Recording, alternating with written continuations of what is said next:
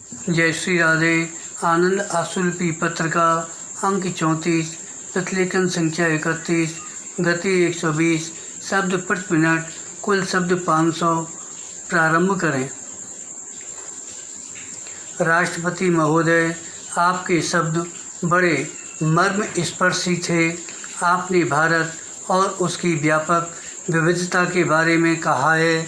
हम जो वहाँ के रहने वाले हैं इसे जानते हैं और यह भी अच्छी तरह समझते हैं कि इस विविधता के भीतर भी एक प्रकार की एकता है जो हम सभी को बांधे हुए है।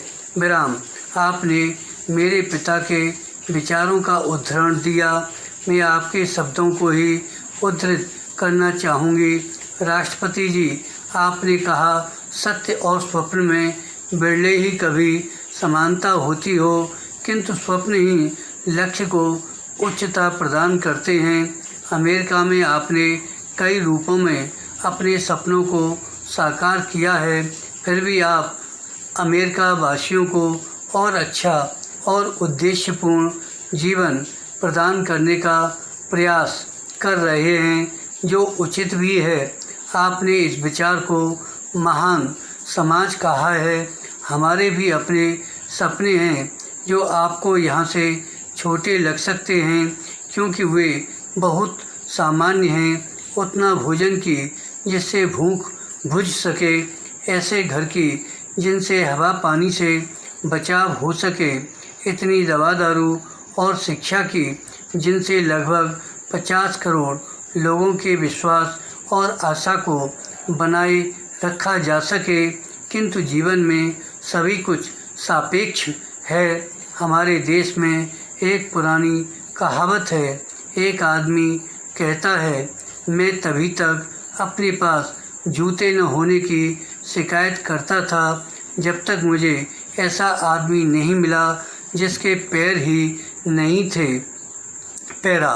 महात्मा गांधी ने एक बार कहा था और मेरे पिता भी जिसे बराबर दोहराया करते थे कि हमें भारत में हरेक की आँख का आंसू पहुँचने के लिए काम करना है। वास्तव में यह एक बड़ा काम है और इसका किसी भी देश में पूरा हो पाना संभव नहीं। हम बहुत वर्षों से इसी प्रयत्न में लगे हैं। 200 वर्षों की दास्तां का प्रभाव इतनी सरलता से नहीं मिटाया जा सकता। इसमें समय लगता है, इसके लिए काम करना पड़ता है, इसके लिए उत्साह चाहिए। भारत बदल रहा है। दुनिया में कहीं भी इतना गहरा अंतर देखने को नहीं मिलता जितना हमारे यहाँ है। हमारे यहाँ न केवल एक राज्य की तुलना में दूसरे राज्य में विकास का स्तर भिन्न है, बल्कि एक ही राज्य में ऐसा लगता है कि कई शताब्दियों का अंतर है। दुनिया की बड़ी सिंचाई योजनाओं में से कई हमारे यहाँ हैं, फिर भी राजस्थान के रेगिस्तानी इलाकों में लोग पानी को कीमती सामान की तरह ताला कुंजी में बंद करके रखते हैं। विराम। लगभग 2 महीने पहले इन सीमावर्ती इलाकों का दौरा करते समय मैंने स्वयं पानी के अभाव की इन कठिनाइयों का और कुएं के लिए भी मीलों चलकर जाने का अनुभव किया था।